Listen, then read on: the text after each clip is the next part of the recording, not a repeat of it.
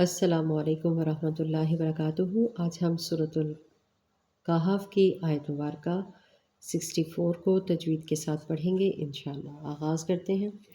اعوذ باللہ من الشیطان الرجیم، بسم اللہ الرحمن الرحیم۔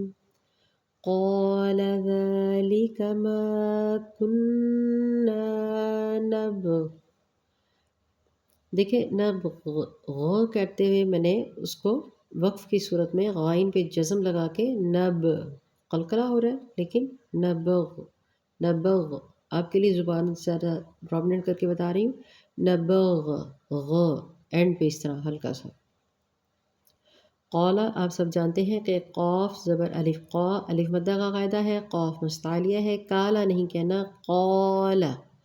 ذالک لال کو نرمی کے ساتھ، کھڑی حرکات کے ساتھ، ذالک ما کننا نبغ۔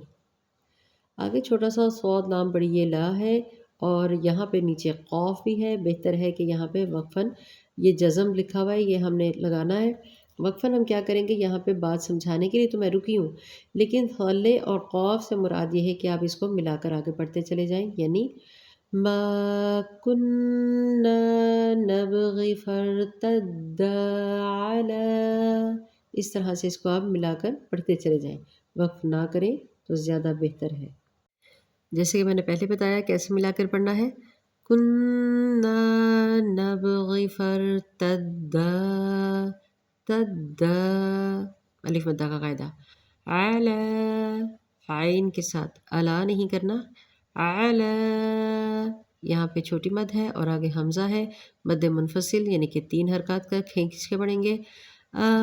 آثارہما قففا، قفا فا، 2 زبر کو ایک میں ہم کنورٹ کرتے ہیں۔ پچھلی تمام آیات میں ہم نے اس کو سمجھ لیا ہے کہ الف مدہ کیسے کرتے ہیں، 2 زبر کو ایک میں کنورٹ کر کے۔ فا کو نرم پڑھیں گے، آثارہما، قا فا فا، ساسا نہیں کرنا، قاف بھی مستعلیہ، صاد بھی مستعلیہ، پور پڑھیے گا۔ فارتد علی آثارہما قففا۔ الحمدللہ آیت مبارکہ 64 مکمل ہوئی۔